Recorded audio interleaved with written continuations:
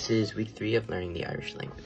So this week I've continued on the Duolingo grind in order to gain some vocabulary, but I have not been listening to the pronunciations on it.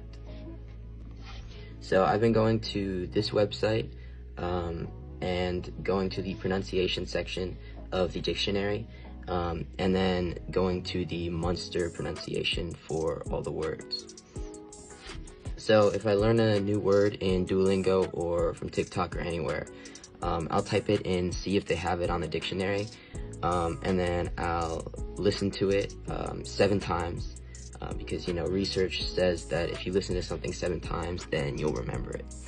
So yeah. As for grammar, I will be focusing on that in next week's video. So this week I went to an event, and they were passing out these journals, right? It's just like, journal, paper, pen.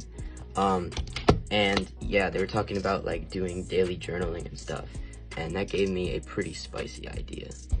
So I thought, why not make a daily journal in Irish to practice every single day? So yeah, my first entry was a little bit lackluster. But I do have a game plan.